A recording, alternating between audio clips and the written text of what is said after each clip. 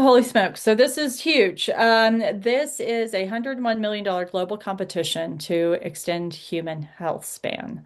And health span, as we define it, is that we're requiring for the first time that teams run clinical trials. So again, this is not in mice, this is not in worms. This is what can you do in people, not people who are young in these huge prevention trials, but what you can do in people right now who are over the age of 50 that you can restore their muscle, cognitive, and immune function. Not one, not two, all three.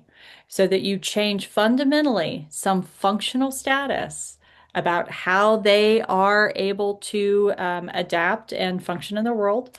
And it's not to attenuate the declines. You have to improve it by 10, 15, or 20 years in order to win the grand prize.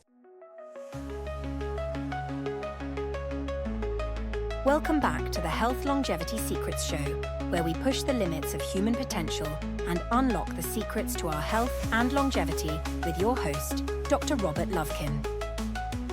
What if we stop playing whack-a-mole with the diseases of aging, which are most diseases today, and started treating aging itself as the upstream driver?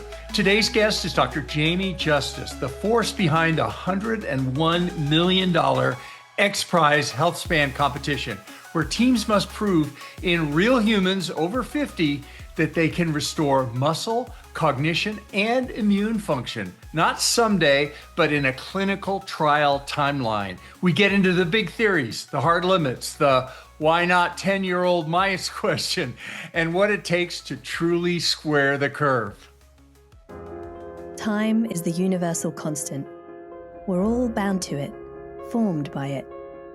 Though we can't stop the clock, what if we could give ourselves the opportunity to live a better quality of life, far longer than we ever imagined? By 2050, the global population of people over 60 years old is expected to nearly double, but we're not anticipating a similar increase in health. That's why XPRIZE is launching our largest prize ever.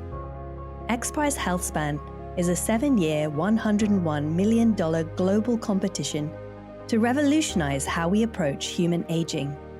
Leading this innovative prize is Dr. Jamie Justice. What we need is a call to arms to bring us together and actually move us forward in tandem towards a common goal. Healthspan will incentivize teams to develop groundbreaking therapeutics that target biological aging to improve function and extend healthy life by 10 years, with a target of 20 years. The economic impacts for this XPRIZE Healthspan are huge. Adding just one additional year of healthy living to the global population is worth $38 trillion. Aging impacts every single person on this planet and is one of the greatest challenges of our time. Aging is not a fixed property. We're more than the candles on a birthday cake. We actually have a biology that can be targeted and treated. It's one of the most important things we can do. And for that reason, we're launching this prize right now in the early 2020s with a target towards hitting a solution by the year 2030. We're looking for equitable, accessible solutions that can improve function for anyone around the globe. XPRIZE Healthspan will democratize health and create a future where the potential of aging matches the wisdom that comes with it. I would say, as a closure more or less, that it's important the older you get to try to make the best of every single day. Together, we can change the narrative of what it means to age. Join us on this journey.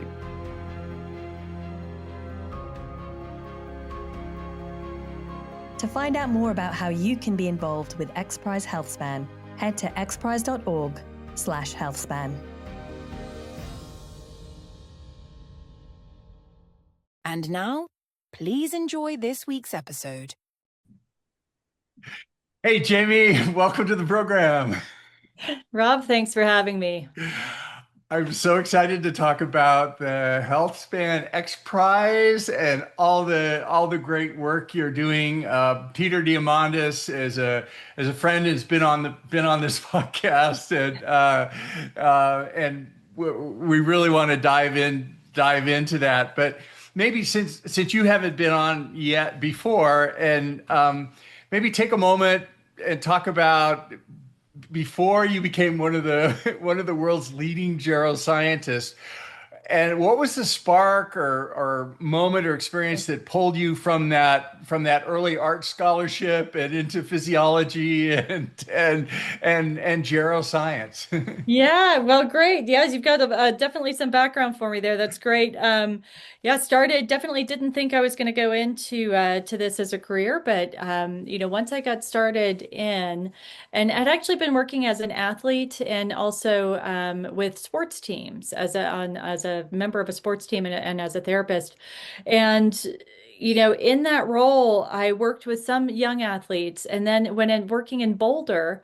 I actually fell in and started working with a lot of masters athletes and just loved it, So some of the goals changed, some of the things changed, but really, people wanted to optimize their health and their performance across the lifespan. I mean, this was a very common refrain. And then started doing work, not just characterizing changes that happen, so in how we control our movement and our bodies, how they change with age, but then started getting really involved in thinking about intervention. So what can you do upstream that actually targets not one disease, but multiple? How do we actually support the things that matter to people as we age, which is not just managing diseases that are chronic, but really how do we optimize our health, right? So the things that we can do to increase, whether it's masters athletes trying to improve their cycling time, or people that are maybe a little bit lower on the functional scale that just want to make sure that they maintain their brain and cognitive capacity so that they can continue to work, can continue to volunteer, keep their that they are able to function well enough they can play with their grandkids, go for walks, stay independent. That these are the things that were really meaningful. And so I fell in love with the work, thought I was going to go and stay more on the clinical side until I entered a lab and realized that that's my home. It was so working on the science, still working with people, still doing a lot of the trials work, but having a chance to work on teams, and really build out some of the science that underlie the treatments that go into practice or the treatments that change policy, and how we think about aging and how we study it. And I'm, just by nature, really curious. The creative side that goes from art follows right into science. Those two go really well together. Um, and I'm fairly dogged. And so one of the other things that makes a good scientist is resilience. You have to get used to things not working over and over and over again and really cherishing the moments when they do. Yeah, I mean, it's great to work both in the basic biology of aging and then That's the right. clinical translation and see it all. I mean, what an amazing time. Obviously we'll talk about just the revolution in longevity science that's Oh, happening, but huge. even basic biology. I mean, I referencing George Church's Lila project out of Boston with the dark lab doing AI, running the experiments 24 hours a day, and pipetting and all that. Yeah. It's Yeah. can't help but Yeah, but accelerate to say things. one of the moments for me the ahas is, I was still fairly young in my career, was doing work, was really asking a lot of questions around aging, and was working in a couple labs in Boulder. And I had the opportunity to go to a point counterpoint with two fundamental, it's really basic scientists that really generated the field that we're in now. One was Tom Johnson, who he did a lot of the early work, even around the time that Cynthia Kenyon was coming out and doing stuff with like finding genes that actually are implicated in aging, that if you can knock out a couple of genes like AGE1, DAF2, is that you can actually extend animal lifespan. And so he was doing all of this really intense work on what he called at the time gerontogenes. And so he presented, and then there was a counterpoint to him, who was a good friend of his and someone whose work I've always admired was Lynn Hayflick. And so Lynn Hayflick was again, he was the telomere guy, right? So he found telomeres Sure. and he is a personality all on its own. And so, you would think because of his work thinking about senescence and how cells age and they replicate until they don't, and has all this great background. But Lynn, if you knew him, he was what we call a second law of thermodynamics guy. So he thought aging was inevitable. There's nothing you can do about it. It's stochastic and random, and you get these stressors and the molecules break down. Entropy is going to happen, and we're just going to break down. And I'm sorry, there's no rhyme or reason. The genes don't matter.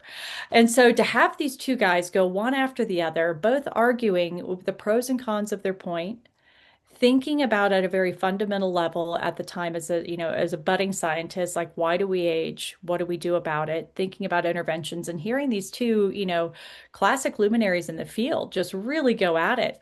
Like that for me was a moment. I left that session and it was one of those, I just needed to go home, have a lie down and just sort of reboot. Is that I just been thinking about function of performance and the application of these things, but not like the really deep, deep thought work around the theories of aging. Why do we age? How do we age? And then once we really begin to understand that biology, then what do you do about it? And even in the absence of having a perfect understanding, is that, there are still approaches that can be used to try to maximize the health with which we live the years we have, and that might also have implications for lifespan as well. But really fascinating. And I would say that those are two arguments that I still don't think on the science side we have a great, very clear picture of, but they continue to drive a lot of my study and my interests. That's fascinating. Hold that thought. I want to Yeah. dive into that in a moment. But before we leave your kind of your journey and that Yeah. and thinking about the human side and your work with older adults, the people, their stories, their hopes, was Yes. there any particular single insight with that really shaped your life's mission on this? Twofold. One was just, again, that curious, just to be deeply, deeply curious about, with thinking about why does we age is also, it's another part of a conversation as to why do we live. And I think, fundamentally, that's a question I think uh, we all engage with, or at least for me and a lot of my friends and those around me, we talk about a lot. But the two, one is very practical and I would say shallow. And that is, I had worked with young athletes and younger adults doing studies on muscle fatigue and other stuff and performance. And I myself am an endurance athlete and a mountain athlete. So those were questions that intrigued me. But then, working on an undergraduate campus with young adults, you get really tired of them not coming in, showing up for 8 a.m. lab visits, still drunk from the night before, and talking about like marathon or cycle times, like where you're just shaving minutes or half seconds or stuff like that off of time, and it just wasn't as deeply meaningful. And then I started having a couple of questions about fatigue and performance with aging, and part of it again so superficial, but the older adults in my first study, and that I started really working with in laboratory and in clinical settings, they would show up on time. They were engaged. I got pregnant when I was in grad school, and my research subjects, they threw a baby shower for me. I think my first took me out for coffee and banana bread. So it's like I had like these really deep personal relationships. And it was so enriching that it's like, I just was like, that's it. I'm done forever. And if you work with animals as well, many of the animals, as they get older, they become much more docile, fun to work with, gentle. They don't bite. They don't do, you know. And so, again, there was all of these superficial reasons that was like, oh, aha, this is, again, I have to make a living and a life for myself that I want to actually be in for the rest of my career. And it was like, oh, this is way better. Not only is it intriguing, interesting, coming in at the right time scientifically, that hard questions were being asked. And then there was also, again, yeah, that component, right, where suddenly the idea that there might be therapies out there that could change how we age was not just a thought experiment, but that there was getting to be some real scientific rigor behind them and evidence. And so for me, going into my training at that inflection point and going, oh, there's a career here. This isn't just sort of weirdos talking in the dark. This isn't just sort of a fountain of youth that's been written about in classic literature. Like there's actually a science here that could make a difference in real life and in now. And the demographics behind it is that this is one of the most important things that we could work on, period.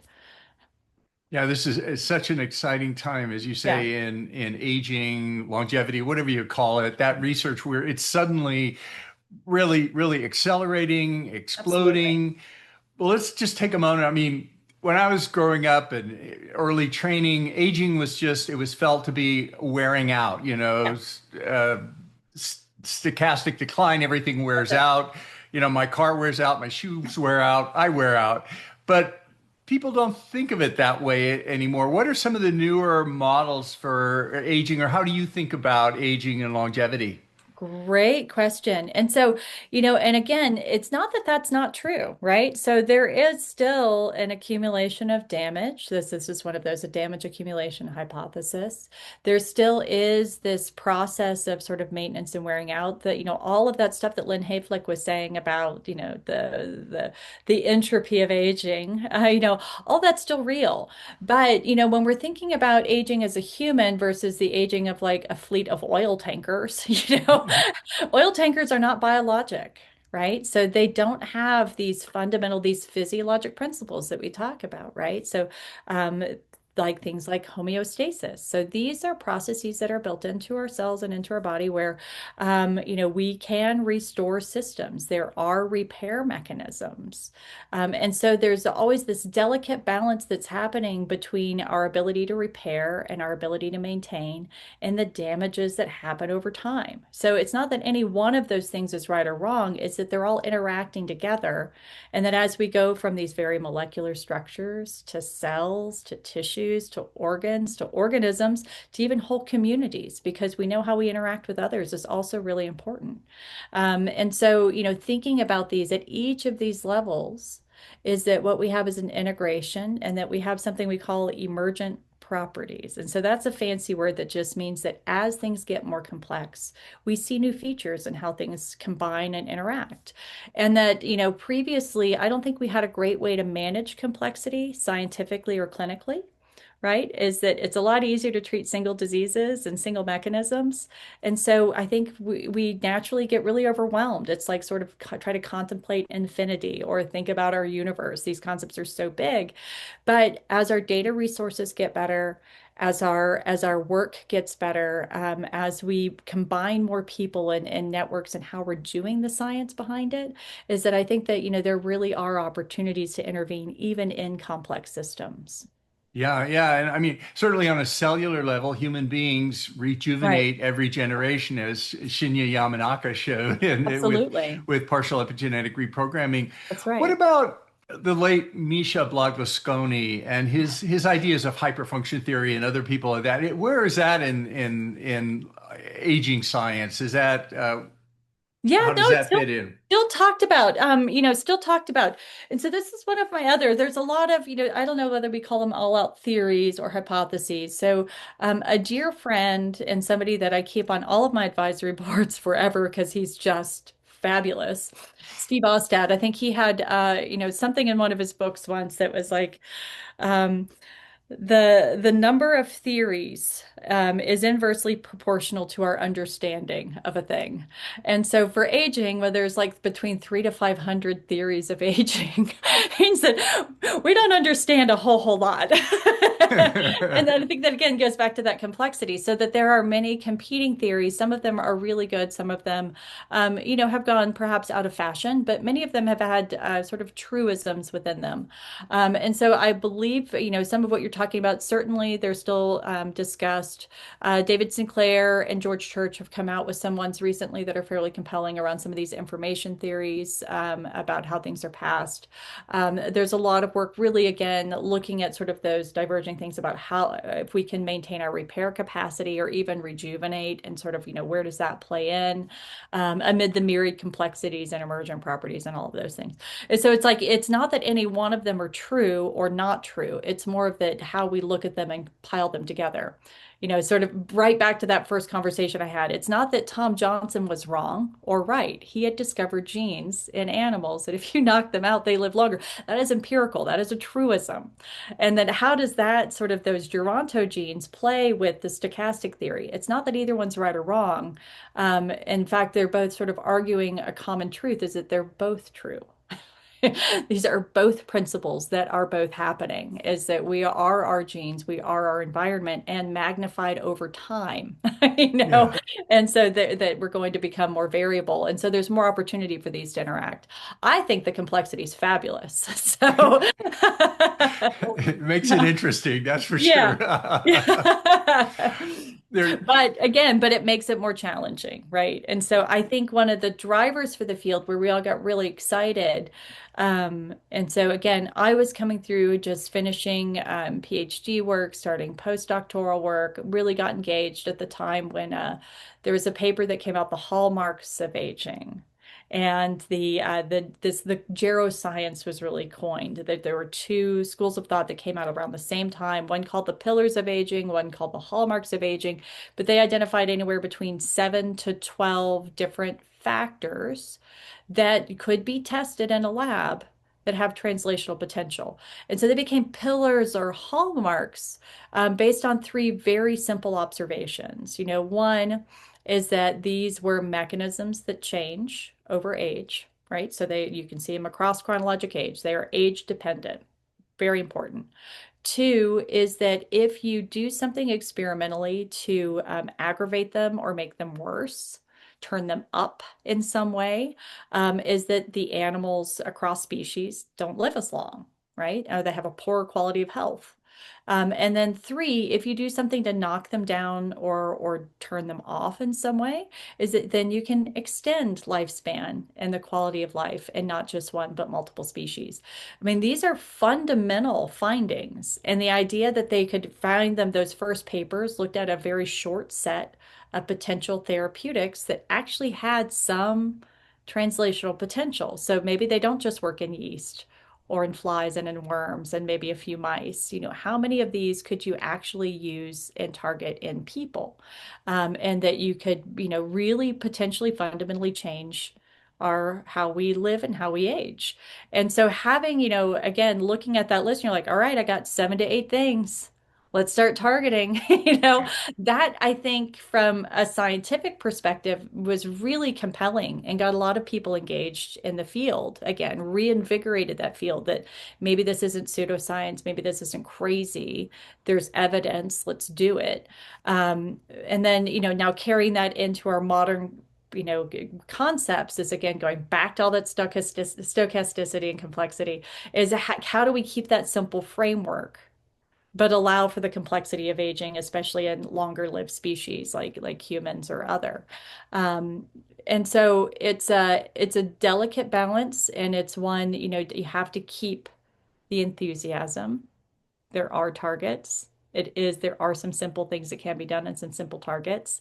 But you have to balance that again with many of these interact. There are other features, there's things to do. It will get more complex and harder to do in humans than a lab mouse. That's fine. yeah, I want to come back to the pillars Yeah. and hallmarks. One last question about sort of geroscience. Some people in geroscience are reframing aging not as a disease, but as the sort of root driver of health decline, right? So for listeners who haven't heard of that framing before, can you break down the difference between treating diseases of aging versus targeting aging itself? So this is a great point, and that there's a huge conversation about, about the interplay there. And so I am what I consider the first of a generation of geroscientists. So that this is what I was trained in. It's what I was trained to do and how our approach and our thought process, right? And so it's simply that that there is a biology first, that is of aging that's not specific to any one disease class. And within that biology is that it can be targeted to change the risk of not one, but many different diseases or functional capacity syndromes overall. And so that's that geroscience hypothesis. And so whether we're looking at that as a single drug that can target many different diseases, or looking at these aging pathways as potential targets for multiple age-related diseases. So again, it's just sort of it's a slight difference. It's fairly minor, but it's one that becomes important just in how we approach drug development, testing, and commercial. And they're both terribly, terribly important. So they're both formed by this geroscience idea, is that, that there are these common mechanisms, common drivers that, the one of the key features of aging is that you'll develop not one, but many.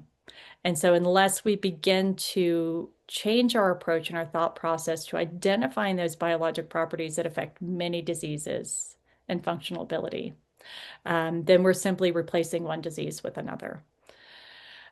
People are going to die of something. And so unless we change that fundamental risk factor, it's which disease we get that is a little bit more stochastic, not that we get a disease, right? And so it's that basal state process. And so that's the geroscience idea. And again, its relationship to disease and how you test it. It is that overall driver, but again, it does, one of my first trials in 2015, 2016 was actually looking at a drug that could target one of these hallmarks called cellular senescence. And we had senolytics. And instead of just testing it at large in anybody, because these drugs have risks, is that, we really looked at it and that it was a feature that we thought could help unlock a really difficult to treat age-related disease of idiopathic pulmonary fibrosis as a contributing mechanism that was identified from the geroscience side. And so we started our initial testing again in an age-related disease. And so it's disease and age, it's not that they're completely uncoupled. They're really tightly coupled. It's just that our thought process and how we arrive either at therapeutic targets or in the approach to testing those therapeutics changes. And the geroscience is that fundamental sort of that concept shift in how we change and how we approach. Yeah, it's such an exciting time, like the work that Dave Sinclair is doing in Boston now with the partial Right. epigenetic reprogramming, which, Very cool. arguably you're treating a couple diseases of aging in the eye by not necessarily targeting the disease itself, but by making the cells younger and rejuvenating them. And there's some, there are arguments there, but that the idea is just rejuvenating cells. And, 30-year-olds don't have Alzheimer's disease, if you could rejuvenate and, so many, it's such an exciting time. I mean, Yes. I'm the biggest fan of longevity, and it's such an exciting time, and obviously, you're excited by it. What do you say to critics who say, you referenced Cynthia Kenyon's work, decades ago, or even the interventions testing program with Rapamycin now in 2009, 2016, where we get 30% improvement in mice. It's amazing that you get anything, but then the question is, well, why are we still only seeing 30% improvement? Why do we have mice that live 5 years or 10 years now? Why we seem to get 30% with different interventions, whether it's dasatinib or, senolytics or other things. But why are we hitting that wall? Why don't we see dramatic improvements in longevity? Oh my gosh. Yeah. So this has been actually a fundamental question across the field overall, is that we have not engineered immortality yet. And for many of us in the field, like that's okay. We start where we start. That's fine. Is that for most of us, immortality is not the goal. For a few, it is. I'll let them do their things. That's fine. So for us, many of us, we do see this sort of and it's not uncommon, right? Is that in most biologic systems there is whether we're looking at sort of mortality curves or others, that you're just trying to shrink or what we call rectangularize the function curve, right? So that you don't end up with sort of this long period of poor health and decrepitude. Is that most of us are really focused on trying to extend the quality of function and health so that it's more coupled, so that you maintain your function closer until the point at which you pass. And yes, with many therapeutics, is that there has been, at least in animal models, you can show not an indefinite extension of either that function curve or pushing out that mortality curve where you're hitting more of that sort of limit. I think we're still trying to figure out what drives the limit. Most of the interventions, when we say whether they're successful or not, is we're not necessarily, in very few cases, do we see maximum lifespan extension, meaning that you have the longest lived animal. In most cases, we're looking at the mean, right, or the median of that population, is what can you do for the most to extend one way or the other, knowing that there's always going to be some diseases, especially in mice, cancers that knock them out early, and Yeah. others that you can't there. And so there does seem to be, again, that balance between what can we optimize genetics, environment, and therapies, versus those really stochastic processes that seem to determine somewhere in that limit per species. Because there is a genetic driver that you do see this across species. A lot of it's tied to our body mass and our size.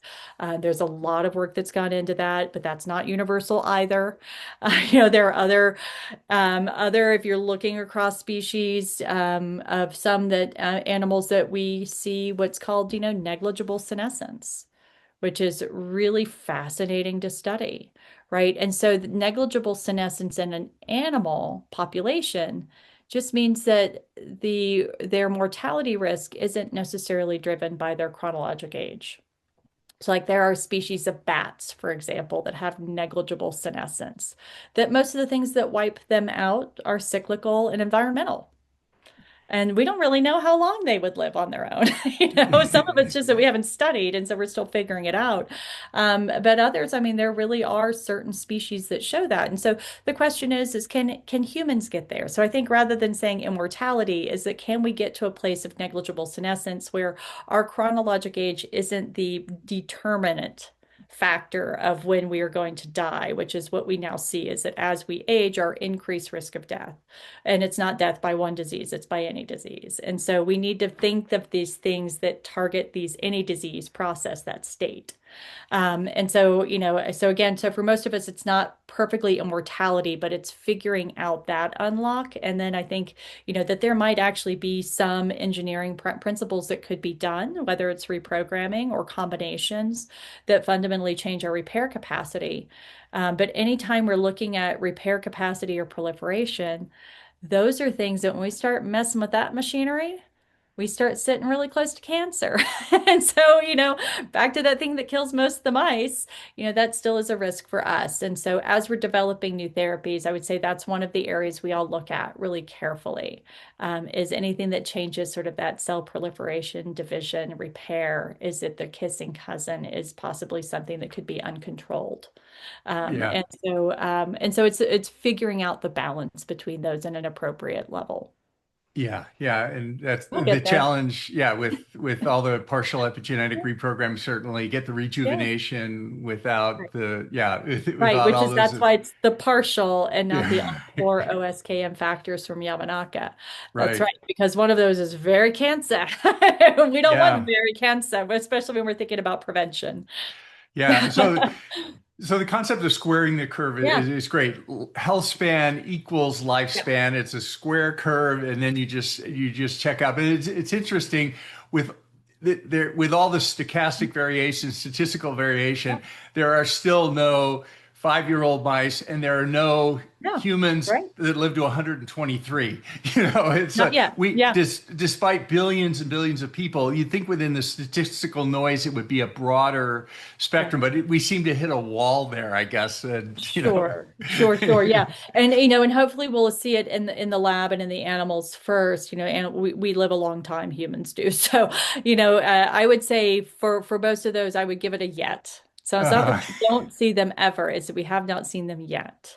right, I do very right. much ascribe to, so again, back to one of my favorite, if you've not had Steve Austad on this podcast listeners, if you've never heard of Steve Austad, look the man up. He is in my field. I hope, I don't know if he'll listen to this. I hope so. I'm going to embarrass him right now. In my mind, Steve Austad is the Dos Equis man. of modern geroscience. He's the most interesting man in the world. Well, great. Well, And so he's a lot of fun. He's a biologist and has done field biology work and lab he's wonderfully thoughtful. He's And I call him the Dos Equis man. I think he's one of the few people I've been in just casual conversation with. And he's like, that reminds me of this time we were chased by hippos while kayaking down the Nile. And Jamie, I would love to be on an advisory board meeting next week, but I'm actually going to be studying the ring-tailed lemurs down in Madagascar. I love it. Who is this man? He was like, oh, yeah, well, I got into science because I was once a lion tamer for the Hollywood studios and was mauled by one of my subjects. Like, you did what? I love it.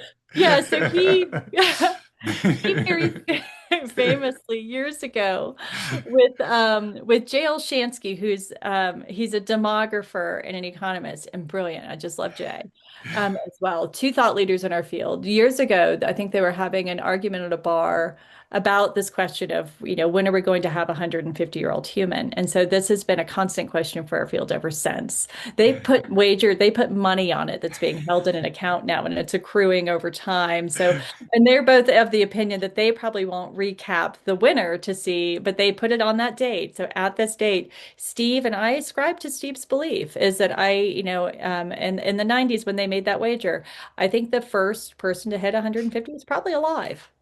The question is, will the population will we have a population level shift that accompanies the individual?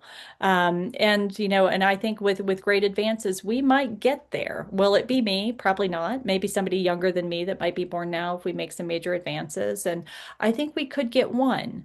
The challenge is the population shift, especially when we have all of this other noise and all of these public health factors that really do determine at a population level what's going to happen.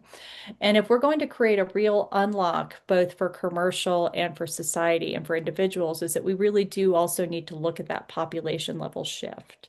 And so again, that population shift is important because we've already made one of the most dramatic population shifts ever for humanity or any animal species that we know of, right? Over the last 100 years, due to public health and simple measures, we now live over 30 years longer.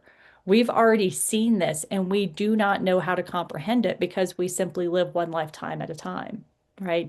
And so it's difficult to comprehend that we're experiencing a population level challenge of aging and opportunity that we've never been able to experience before. We are the first. We're pioneering how to live in an aging society. And so I think with that, we have to come up with novel approaches, and the time is now, or we're going to miss it, is that we have both the challenge and the opportunity. And so, again, this goes back to, this is the challenge of our lifetime. There is nothing more exciting we could be doing, is trying to figure out at a global level, how do we age and how do we restructure our societies to adapt it? I want to dive into that also in the last few minutes, but Amen. before we leave that other point though, Peter Diamandis and Ray Kurzweil even more talk about longevity, escape velocity, and other people too. What's your take on that? I don't touch that one. Again, that's one of those theoretical principles. I will sign up on the Jay and Steve bet all day. I'll put a wager down for the individual. I think the individual for me is easier to conceptualize. And I think 150, that for me is an effect size that is far beyond what we currently have in our practice right now. So that is going to require tools in an arsenal that do not exist at this moment for clinical use. And that's the distinction. Are they being developed? Do we have things in R&D? Time will tell. We need to have the systems in order to test them. We need to change our regulatory pathways in order to adopt them. And we need to reconsider how we do our clinical practice in order to make them effective and actually implement them with real people. So those are huge, huge questions. I think the individual might be there. The longevity, escape velocity, for me right now, that is still a thought experiment.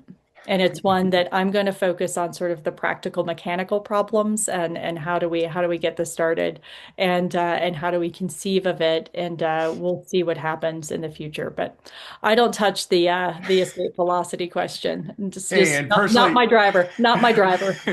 I'll sign up for 150. I'll take 150. Yeah. Ask me again when I'm 149, if that's enough. That's it. Yeah. But even still within that is that my main focus, my main driver is given that we have already shifted, is that how do we first maximize the years? And that, and I'm still am, there's a lot of question about can you extend lifespan without extending health span? So if you fundamentally do change your health span, you would expect a change in your all-cause mortality as well, your mortality risk. And if you do that over aggregated over a population, you will eventually have a population shift. But the challenges, of course, is how do you build that in a systemic global fashion that overcomes things like drinking water and other things that could kill us, pandemics and some of the very social factors, whether it's seeing, the opioid epidemic, which is very real, and balancing against, other population level shifts of suicide risk, which is of course increasing, is that there are many reasons that we die, some of which are driven by aging. Right now, we've shifted our population that many of them are, and we need to grapple with that first, and then we'll deal with the longevity part later. Well, you're in a great position to look at this as you now lead the XPRIZE Healthspan, an Yeah. audacious $101 million competition with a mission to extend quality human years. So tell us, what's the big audacious goal here, and how does this differ from other longevity efforts? Oh, holy smokes. So this is huge. This is a $101 million global competition to extend human health span. And health span, as we define it, is that we're requiring for the first time that teams run clinical trials. So again, this is not in mice, this is not in worms. This is what can you do in people, not people who are young in these huge prevention trials, but what you can do in people right now who are over the age of 50, that you can restore their muscle, cognitive, and immune function. Not one, not two, all three. So that you change fundamentally some functional status about how they are able to adapt and function in the world. And it's not to attenuate the declines. You have to improve it by 10, 15, or 20 years in order to win the grand prize. So it is, yeah, it's a lot of money. Yeah, it's gotten a lot of attention. It's a 7-year prize. We launched in 2023, and we will announce our winners in 2030. Our teams are not left out on their own. We do a lot of work with the teams, a lot of framework building, and matchmaking. This past year, we closed our initial registration round, and we named our top 100 qualified teams as semifinalists. And we awarded the top 40 teams a certain monetary amount. So we do give some of that 101, we break it up and we give it over time so that we can incentivize some of the winners. And we also host with those investor summits. And chances for people who are interested in getting involved in this space, a chance to meet the teams. And again, those teams are a little bit of everywhere. We had, at the end of 2024, over 600 teams that registered to compete globally. We've kept our registration open, even though the teams are in semifinals. We're now at over 744 teams as of last week. So again, we still have teams coming in who think they have the right idea, the right approach. And the teams that are coming in, we have everything. We awarded for our top 40 semifinalists. We awarded everything from a high school team from Malaysia. I just came back from Tokyo. We had some outstanding teams from Japan, both academic and industry. We have teams coming in at Harvard who are running excellent trials with really novel therapeutics. We have teams that are coming in doing repurposed drugs that might already be in the market right now. Thinking of like Rapamycin, which we've already mentioned, metformin. We see other antiretroviral therapies that are being used. Of course, the GLP-1 agonists are getting a lot of attention right now as well. And so, we allow our teams to do new repurpose. We have gene therapies, we have immunotherapies, we have cell therapies, we have plasma-based therapies. The exciting part is that we don't know which one will win. We don't know if it's going to be a company or an academic or a university. It could be a small startup. It might be a publicly traded pharma company. We just democratize the science. We give people frameworks that they and milestones they have to achieve. Our teams right now in the semifinal stage are out showing us that they can get into clinic. So they have to test their therapeutic in at least 5 people, and they have to submit the results from that early stage trial in April of this year. Our judges reconvene, they look at the data, they look at their applications, and they're going to identify the top 10 teams that they think have the greatest potential to restore muscle, cognitive, and immune function in older adults in 1-year trials. So this is not a minor ask. No one is going to win by accident. And in fact, I think getting to the finals, being one of those top 10 teams means you have won. So for the teams that are thinking of competing, it means that they have an idea that is compelling enough that these independent judges who are international experts from across different disciplines have said, yes, that is an idea worth testing. Those teams, when they go out and test, we have a common data coordinating center. We have a central lab who will be announced next month, but we're working with them really closely right now. We'll be adding biomarkers to each of those functional performance assessments. We'll have an opportunity to test and evaluate different clocks that are being developed using blood-based testing. We're hoping to add wearable and digital monitoring, and so that there'll be a whole set of data that comes at the end of these trials so that we'll, yes, announce a winner. But the real winner is going to be who can use this largest data set ever from trials across people using common data elements and protocols. And we're going to get the next generation of what might work based on the solutions that come in now.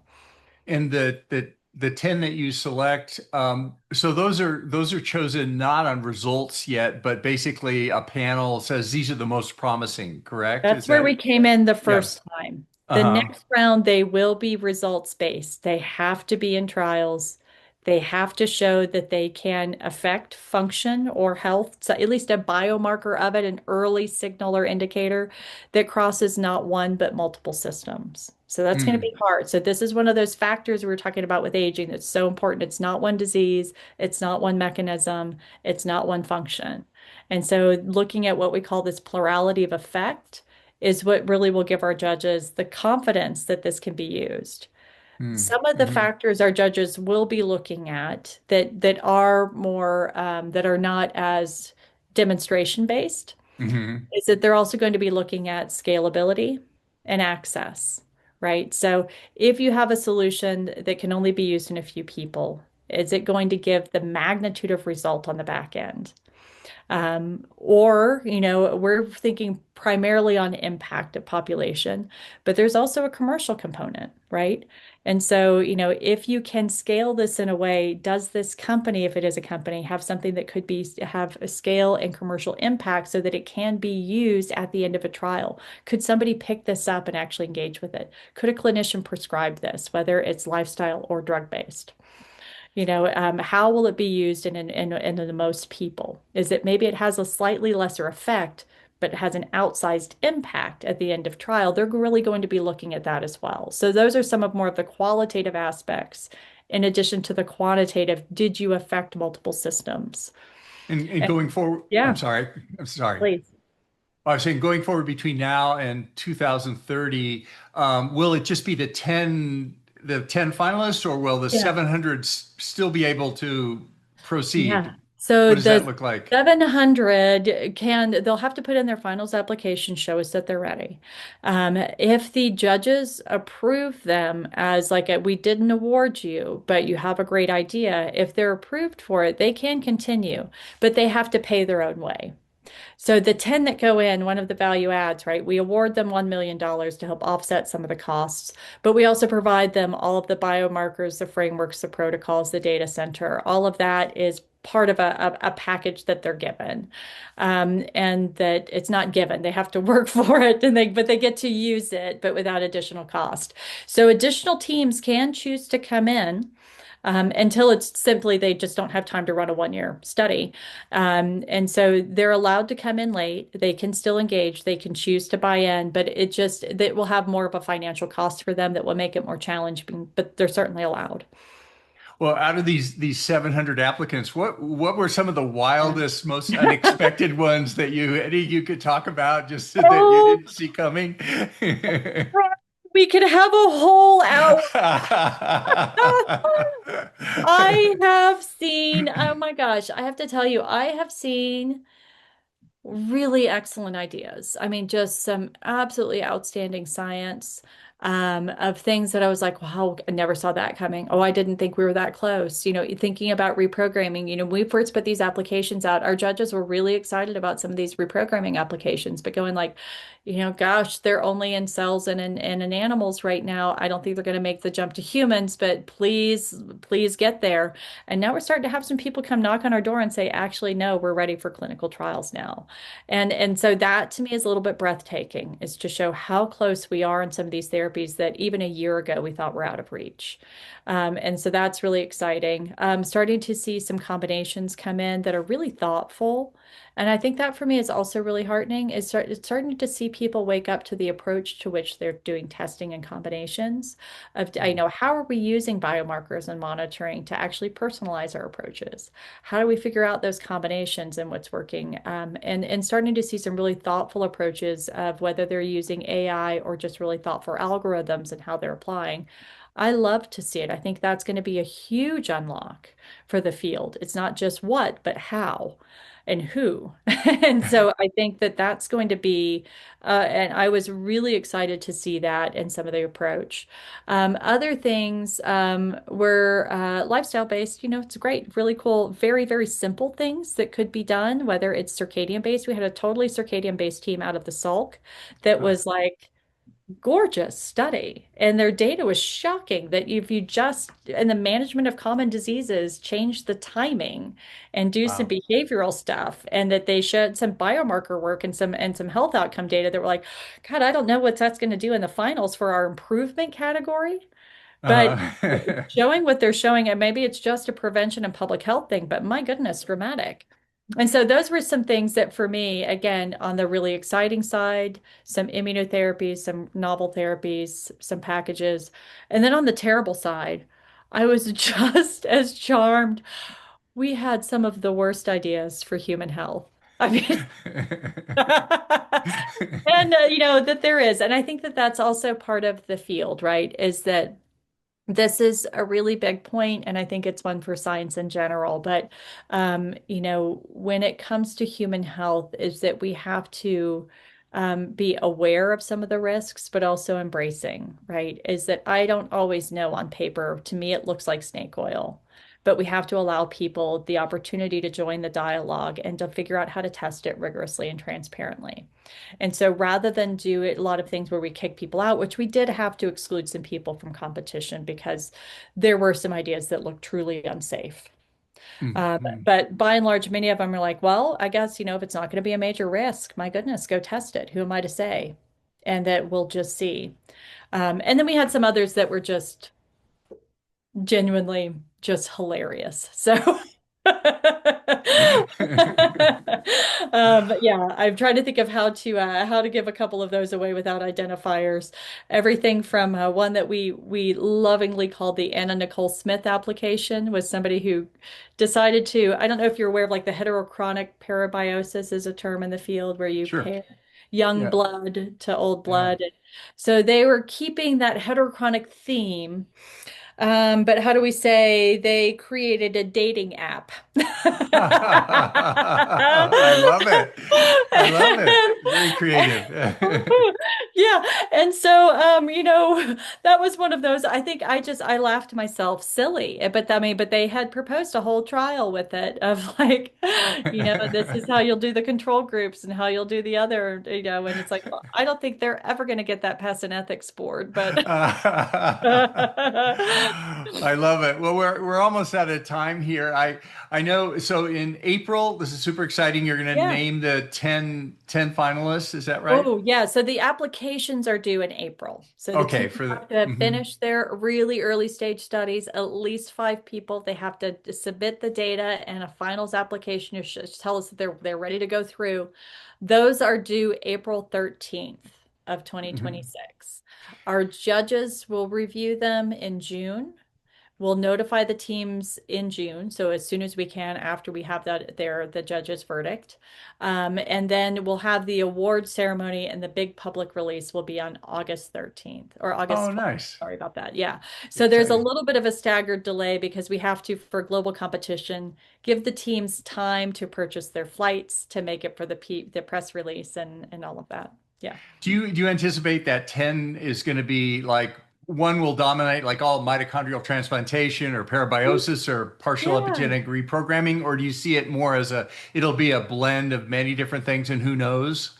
That's the one. I think we're going to see a blend. Is that, we didn't give our judges any clear instructions to give this breakdown of approaches, but it naturally fell out that way, where we had about a quarter of these multi-domain like clinics that are, doing that combined approach, really thoughtful with a lifestyle intervention.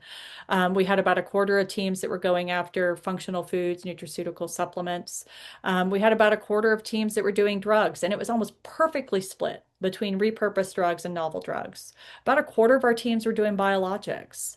And the biologics, I mean, we saw the breadth within that as I went through and I did a really deep dive on where our teams are coming in and who's winning. And I'm telling you, the winning is split, is that we're really seeing everything from, again, cell therapies, plasma-based therapies, gene therapies, and RNA-based therapeutics. We had some protein-based novel immunotherapies. We see a little bit of everything. And when I took another deep dive and looked overall, what mechanisms are being targeted the most, is that, I mean, we really had two nodes. And I would say that this is actually borne out within the animal literature as well, is that there are two big drivers that if you target them, you see fairly consistent improvements in longevity. And so these are around these nodes of metabolism, right? So nutrient sensing and metabolism. These are anything from your rapamycins to your GLP-1s to your that there's anything sort of in the acarbose, even Insulin for signaling, prescription, yeah, sure. insulin signaling, all of that. Yeah. So that lives in a bucket. Your other bucket that we saw really well represented in the teams were things that were either immune targeting or had immune effects. Some of them were immune-based therapies. So, actually engineering your immune cells, like a CAR T cell-based therapy or a vaccine or something. But either way, there were these immune targeting areas, or had effects really primarily around inflammation and immunosenescence. And so those are the two poles that I saw the strongest. Outside of that, other areas that were adjacent and often related, because all of these are interconnected. Of course, we saw a few epigenetic reprogramming. As I mentioned, most of those were really early, but now they might come in. Mitochondrial therapies for sure. So mitochondrial targeted peptides, mitochondrial targeted antioxidants, mitochondrial transplant. We saw a couple of really compelling Yeah. applications come in there. And again, mitochondria and metabolism and energy sensing and inflammation, they all are together. So they're not independent of one another, right? It's just what gets targeted for the primary mechanism. We still did see some senolytics and senotherapeutics. So these are things that target senescent cells for clearance. Of course, those are also related to immune and other areas. That for me, we actually saw fewer of those than I anticipated.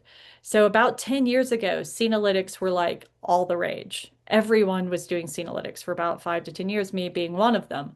Is that we put a lot there on that very rare cell type. I would say that I think that has gone out of vogue just a little bit. And we certainly saw that as a trend in the applications that came in. People are using them, but typically in combination. So more of those therapies that were algorithm based rather than using that as the singular or primary. And so we'll just see how that plays out in the finals as well. What were some other areas? We saw a little bit of everything, but I would say those are right now some of the dominant poles for mechanisms. Mhm. Well, I want to be respectful of your time, Jamie. Yeah, You've of given course. us a lot. Anything we didn't cover that you'd like to touch on before we You wrap know, up here? Yeah, I'm just going to go really quick. One of the things within this competition, right, is that we're mandating that our teams go after, and they have to do testing that applies to both men and women. So the trials are for both sexes. One of the other really big conversations in the field right now, both within aging, within health in general, within society at large, is sex differences. And so what therapies might preferentially target or affect males or females, the same or different, and how do we begin to leverage some of those differences to find refined and personalized approaches for health? And novel therapeutic development. And so, knowing that this is a really big area, something else we're doing at XPRIZE, in addition to Healthspan, is we do prize competitions and we fundraise to do prizes to overcome major barriers using this competition model. One of the competitions in development is around ovarian health. And so this is one. So how do we monitor and how do you begin to intervene in ways to improve ovarian health across the lifespan as an unlock for solutions, not just for women, but it, again, can give us a lot of information about personalization and new approaches that could be used for both sexes. So that for us is a really big unlock. So if any of your listeners are interested in that, either because they have ovaries or they love someone with ovaries, please have them follow along because again, it's really acknowledging that that is an organ system that has far more impact beyond baby making, is that the organ is important for systemic health. And so we're trying to create that as an unlock for health across the lifespan. So that's one area, please follow along. If you love other crazy ideas in science and health and biomedicine, reach out. We do prize concept ideas that come out all the time. We have a call for ideas coming up this spring. So if you have a crazy idea in the biotech, biomedicine space, you're like, man, I've been hitting my head against this, a prize or putting a prize purse out there. It serves as a carrot on the stick to get the society at large and scientists to chase after it and break down that barrier to get through. And that's the business that we're in is, strategic philanthropy for good, to solve our greatest challenges. So encourage anybody who's interested, please follow along. You can find us at xprize.org, and I encourage you to reach out. Yeah, it's such a great model for the whole XPRIZE and the XPRIZE Health that you're in charge of. It has potential to do so much good for all of us. Well, thanks so much, Jamie. Really appreciate it. We'll put the link in the show notes and everything. But thanks for being with us today, and we'll pray for snow here. Yeah, thank you. Colorado needs it. Definitely. All right. Well, hopefully maybe we'll have you back. This is such an exciting time. Everyone's going to stay tuned. And see how this develops in the next few months. Some really exciting things will be announced, I'm sure. Yeah, absolutely. And Rob, we often have events in and around the LA area, so invite you or your listeners to anything that we're doing with XPRIZE. Thanks. Great. We'll publicize them when they happen. Thank you. All right. Thank you so much, Rob. If you are enjoying this program, please hit that subscribe button, or even better, leave a review. Your support makes it possible for us to create the quality programming that we're continually striving for. Half of all heart attacks strike without warning. Your best early warning? A CT calcium scan. We've made it even better by adding arterial age and liver fat quantification, all from the same scan. Now available nationwide without a doctor's prescription. Use the code LUFKIN20 for 20% off. This episode is brought to you by L-Nutra, maker of the Prolong Fasting Mimicking Diet. Use the link in the show notes for 20% off. One of the most common questions I get asked are which blood tests I check for myself on a regular basis.